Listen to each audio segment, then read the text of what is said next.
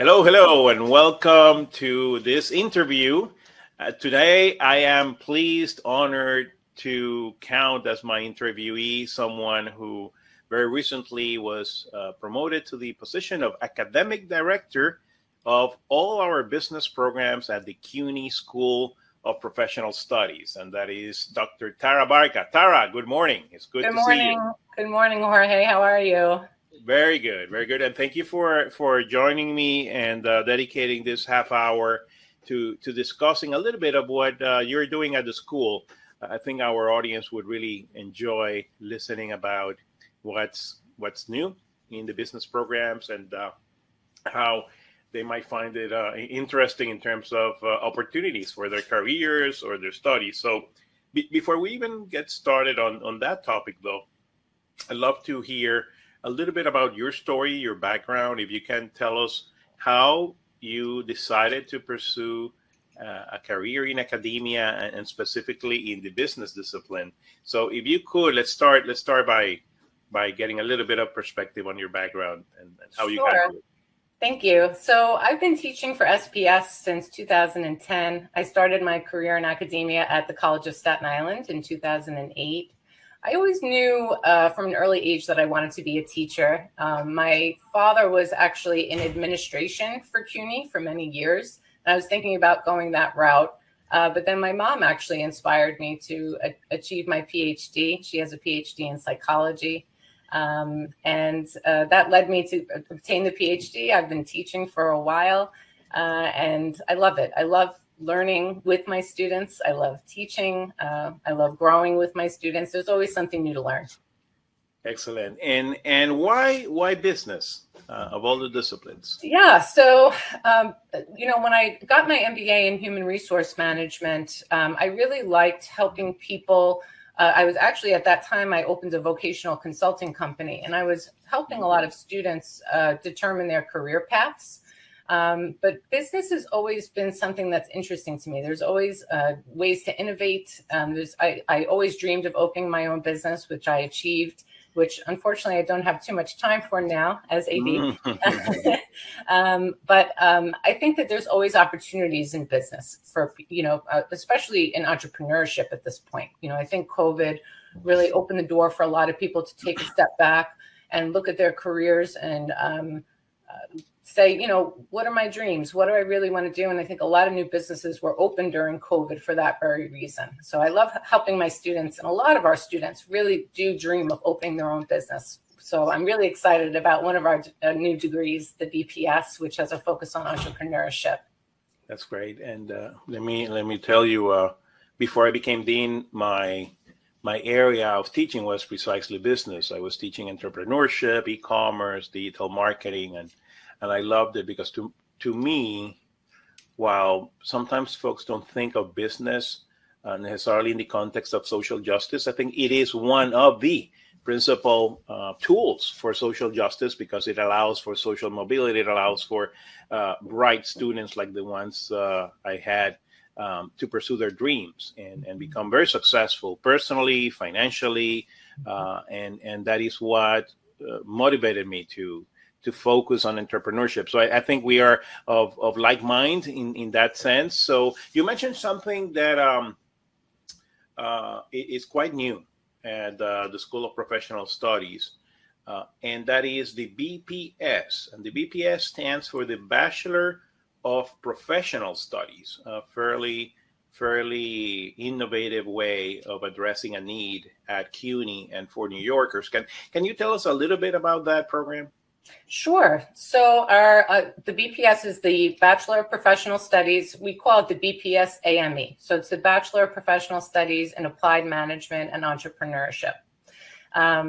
We do have two other programs. I just want to mention those, of course. So we have a Bachelor of Science in Business, and we also have a Master of Science in Business Management and Leadership. So something that all of our degrees have in common, they're all designed to meet the needs of adult students who are returning to college, some after many years. With the BPS, it's a little bit different, but all of our programs are 100% online asynchronous. So that allows for students to have maximum flexibility. Many of our students pretty much all of them are working adults. Many are in career transition. They have families of their own. A lot of them do volunteer work.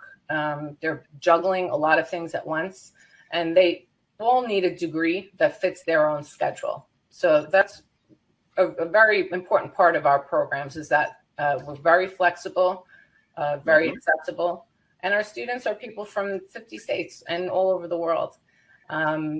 So the BPS in particular, so this is our newest program. We just launched this semester. So this is a very unique program. Our BPS applicants must possess an associate in applied science degree. So they have to have an AAS degree in any major from an accredited institution in order to enter our program.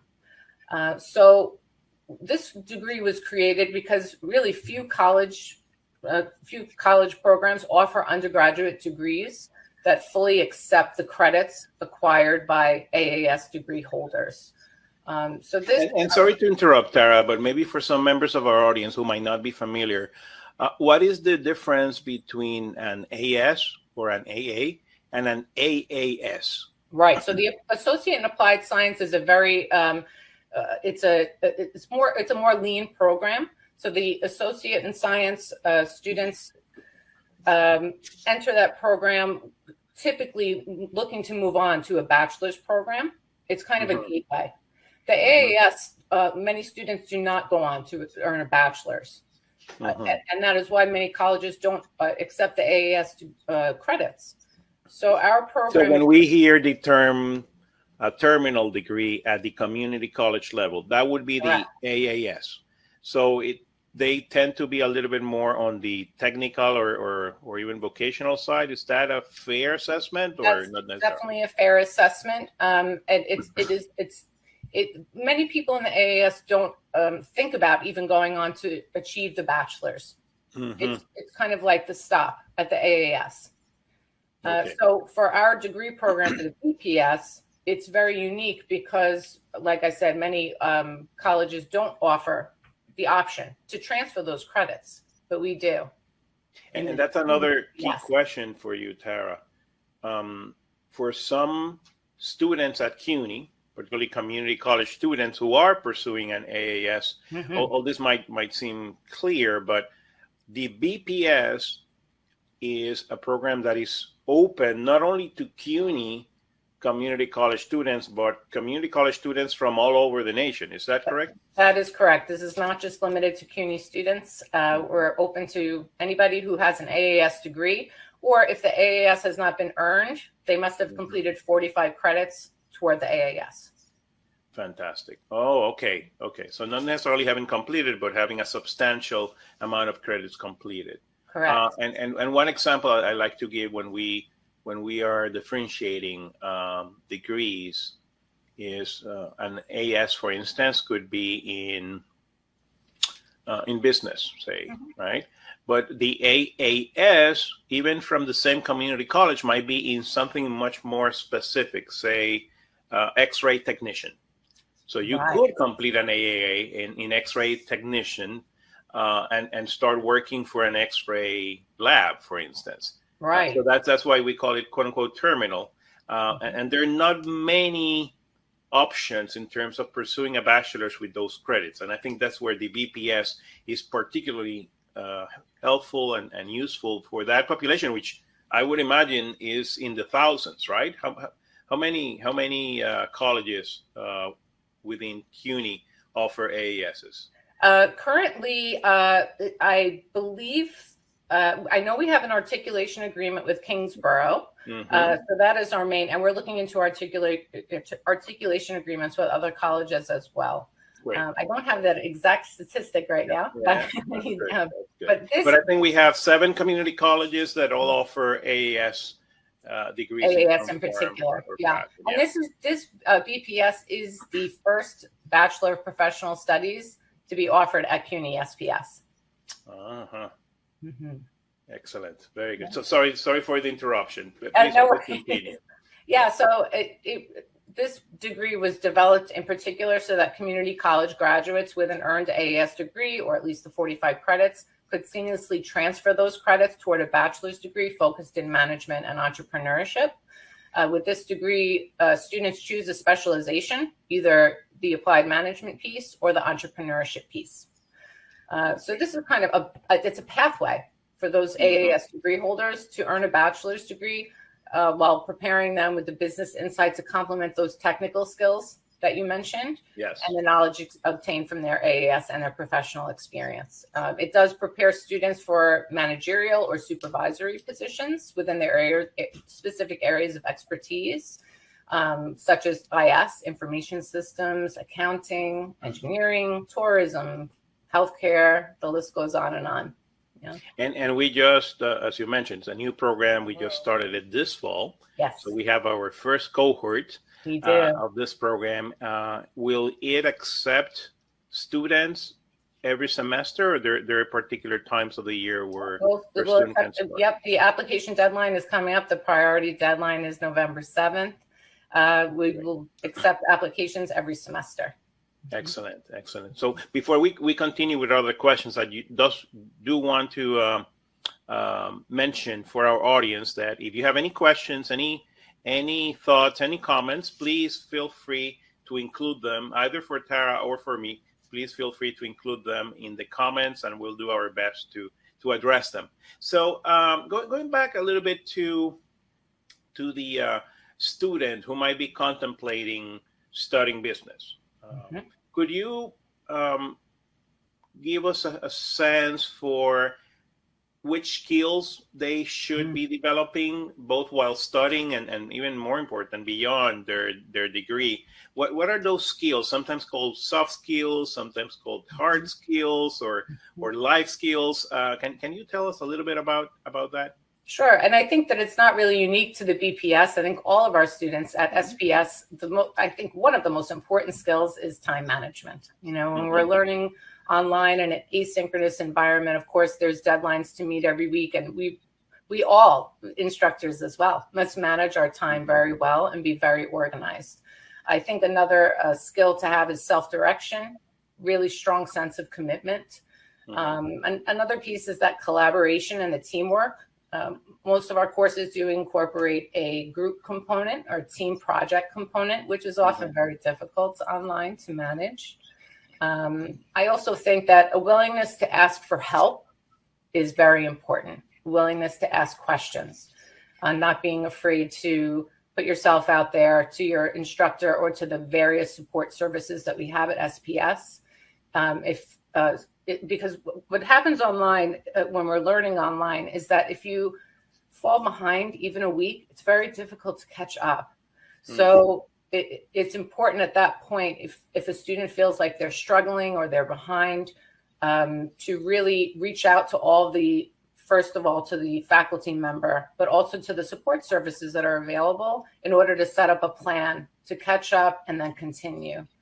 Otherwise, we do see that sometimes if students kind of fall behind a few weeks, it's very difficult to catch up. So that willingness to ask for help, ask questions, see what's available.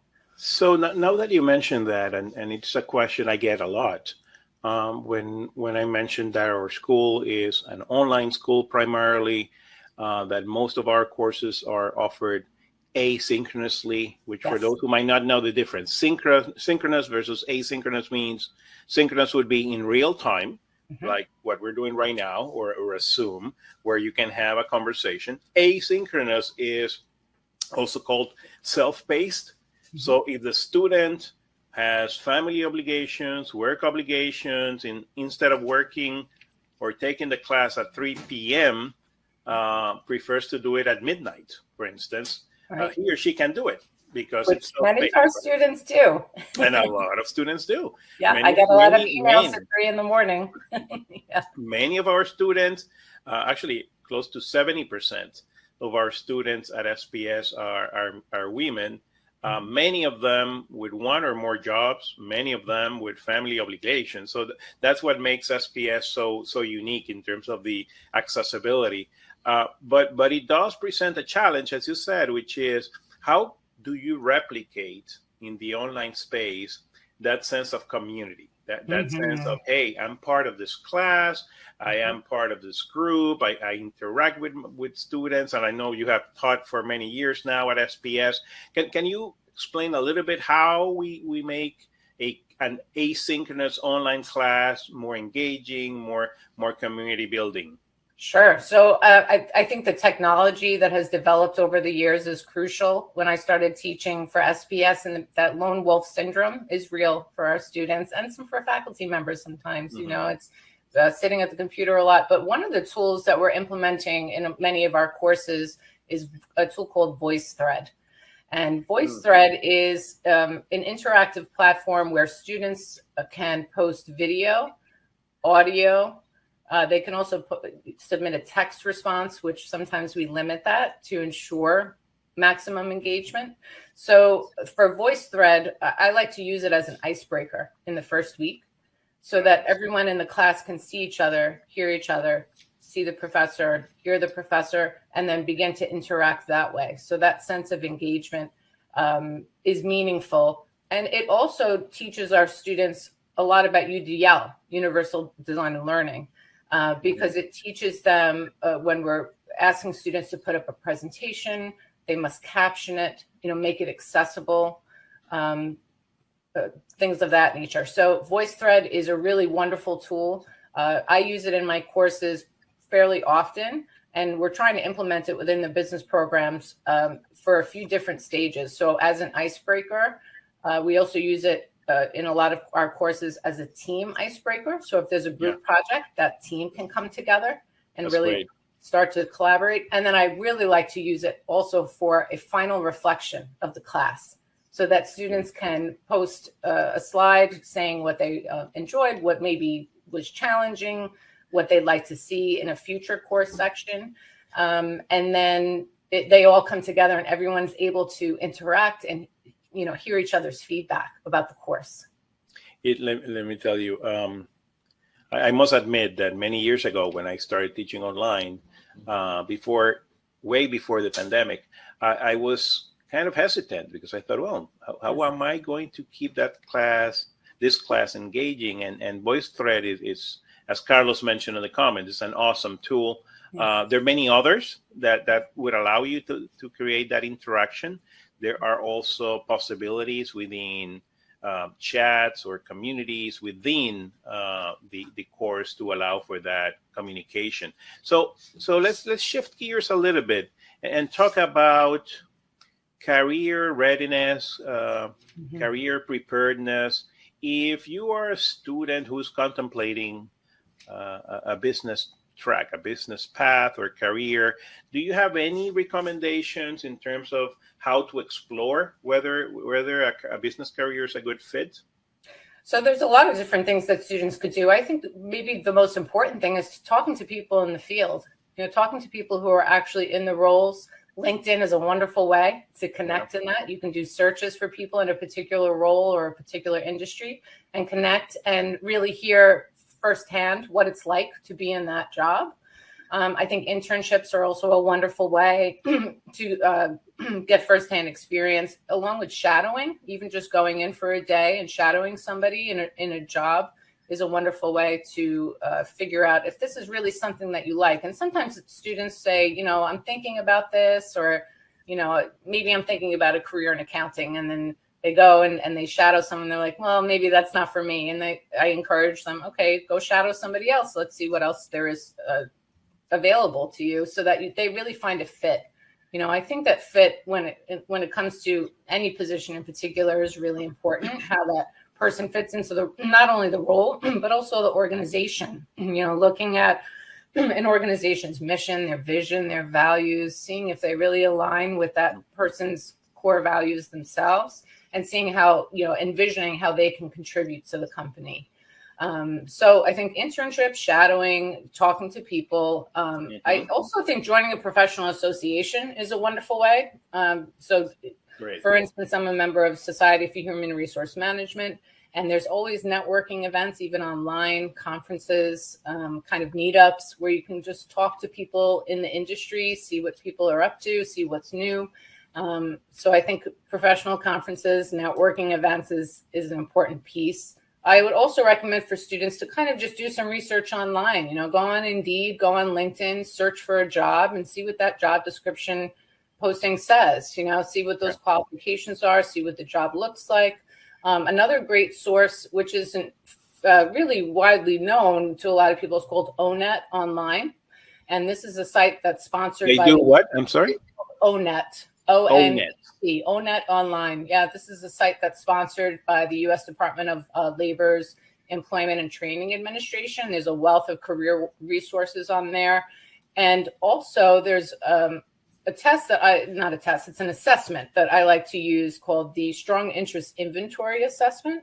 And this is used by the Myers-Briggs Company. And it's a vocational assessment that a student, they have one specifically for students, but if you're a professional looking for new career opportunities, you can take the assessment and it really narrows down your specific roles, like down to job titles, as well as specific areas that you can pair up with what's going on ONET Online. So can you spell again how it's O-N-E-T? O-N-E-T Online. Online. I'm putting it on the comment section. Yeah. I also put the Strong Interest Inventory Assessment on the comments for those who might be interested in looking at those options. And as you said, the internships are so critical. As a matter of fact, we're always looking for ways to expand opportunities for internships, even if they're what are called micro internships, right? We typically think of an internship as a summer long or semester long, but we could have shorter periods of time in which you can get a sense for what an industry is about, what the role or the profession is about. So we have a very strong career services group at SPS, which definitely would be something I would recommend all our students look into. Now, one of the things that you mentioned that really catch my imagination is for students, particularly those who are in New York, and most of our students are in New York City or the New York City tri-state area. We do have an advantage as a New York City-based institution of higher education to have a city that in many ways is a huge campus. As you said, there are opportunities in all sorts of industries. There are meetups, there are events, many of them, actually, I would say the majority of them, free for students to attend. When I was teaching digital marketing and e-commerce, I typically took my students to the headquarters of some of these firms here in New York. Google has one of its headquarters here in New York City. So does Amazon and Amazon AWS. So does LinkedIn and many others. So just talking on the tech and business tech side, there are plenty of options. But any particular profession or interest you might have, whether it's real estate or finance or marketing or advertising or a creative industry, there's so many opportunities. So I definitely encourage our students to participate in as many as they can. Hey, and many of them offer free food too. So, it's not bad when you're a student, right? So let's talk about some of the plans you have for the future in terms of exploring how we can be even more accessible. I like to say that SPS is probably the most accessible CUNY institution because of not only what we share with our peers at CUNY in terms of affordability, the cost of tuition, but also because of that flexibility, but also without compromising quality. That's right. We have been for several years now highly ranked. We're in the top 10 of the U.S. News and World Report in terms of nationwide online bachelor degrees, and one of the ones that you had, the Bachelor of Science in Business, has recently been highly ranked by U.S. News and World Report as well. So congratulations, and it's something that makes us very proud. So we do not sacrifice quality, but we offer flexibility, accessibility, affordability in terms of time, place, and space for our students. And one of those accessibility issues that I was wondering if you could talk a little bit more about is, as we look at a population that particularly New York and nationwide and worldwide, is more multilingual. Mm-hmm. One of the areas we have been discussing is the possibility of exploring options for Spanish-speaking predominant students. And this is just the first of many languages, hopefully, that we will explore. Can you tell us a little bit of what you were initially doing to explore this option? Sure. So we are currently investigating possible ways to serve existing and potential students from the Hispanic Latino community whose language of preference is Spanish. We are exploring the potential of offering our foundational courses solely in Spanish. The one thing that is very important when we're doing this is to ensure the quality of the learning materials. So many of the learning materials aren't currently offered in Spanish. So we're looking for ways to possibly partner with organizations, particularly when it comes to open education resources, OER. Many of our courses are OER based, making them low cost or zero cost for our students. And that is a goal of mine, to ensure the continual use of OER in ensuring the quality. And that's kind of we have to be diligent in our process to ensure the quality of OER. Compared to 10 years ago, the OER resources that are available now are outstanding. So it's my belief that we can achieve a ZTC degree, zero textbook cost, and that would eliminate the cost of textbooks, which are very expensive for students. Currently, so the idea would be that all courses required in that concentration would have a zero textbook cost. Right. So that we would need to create a pathway to a ZTC course. So that means that all of the core courses and most of the all the core courses and most of the electives would be OER based. That's fantastic. That's a huge saving. Yeah. Going back though to say, in terms of OER, we are thinking about translating ourselves, thinking about creating an OER repository within SPS. We've been working with the Office of Faculty Development and Instructional Technology to see what's available in terms of OER texts, simulations, maybe even creating our own business simulations at SPS. Creating kind of an OER repository. But going back to the Spanish-speaking courses, we would kind of pilot it with our foundational courses that use OER already and possibly translate those texts ourselves, or maybe partner with OER resources like OpenStax. University of Minnesota is another one that I like. So the courses themselves, they would need to be completely converted to Spanish. We would need bilingual professors, of course, or TAs. And then, of course, we'd have to think about our student support services to ensure that those are also offered in Spanish. We're also looking into business-specific language micro-credentials. I think a lot of times students whose language of preference isn't English may not enter an English course because they're not confident in their skills, or vice versa. So having this micro-credential would help to certify students' language proficiency skills to ensure that they're really set up for success in our business courses. And they could also help to boost students' confidence in their language proficiencies, not to mention it would be a wonderful addition to their resumes to have these certifications. That's fantastic. And there is one aspect that we at SPS, I'm proud to say we're very strong at, and it is credit for prior learning, or what is also called CPL. Yes. And I wonder if that is an option for some of those students who might come from a foreign country, right? Who might have the knowledge, who have acquired that learning, and might have a way to validate that knowledge so that they don't have to take a course again. Yes. So we are always looking for ways to expand our CPL opportunities for our students, credit for prior learning. Bachelor's degree candidates are eligible to transfer up to 105 academic credits from previous educational institutions. So there's a variety of ways that we can use CPL. One is the transfer credit in prior courses that they've taken, in which we evaluate to see if they're equivalent to either a core course or an elective. They could also do something called CPE. It's credit by portfolio evaluation. And this is where students prepare portfolios that reflect their knowledge and expertise that they've learned outside of the classroom.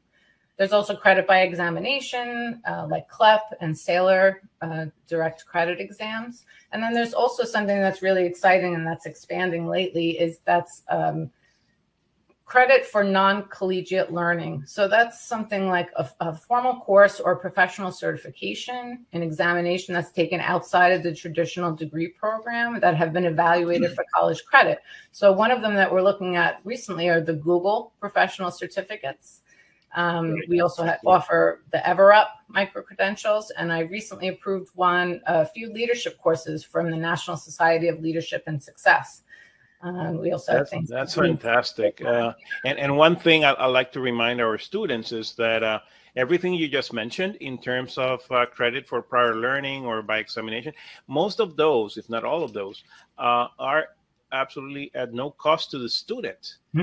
So that means, again, going back to the accessibility discussion, that means that they can complete their degree faster and without spending the cost of that tuition of those credits. So it is part of our commitment to continue to be one of the most accessible institutions of higher education, not only in New York, but nationwide. So with that, Tara, we have come to an end. See, I told you the half an hour would go very quickly.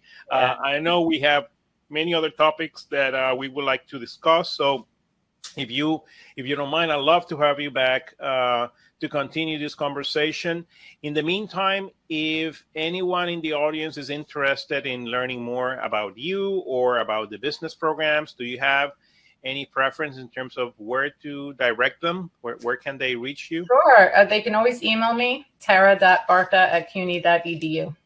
Okay, I'm going to put it on the comment section, tarabarca@cuny.edu. Oh, I'm sorry, I made a typo. I put the wrong CUNY. tarabarca@cuny.edu. There we go. And there you have it, my friends. Tara, thanks so much. Very illuminating, very helpful. Best of luck in your new position as academic director. You're doing a great job, and I look forward to our next interview. So thanks so much, and I will see you soon. Thank you so much. And thank you, everyone, for attending this live recording. We will also have it, the recorded and edited version, in our YouTube channel soon. Thanks a lot, and have a great day. Thank you.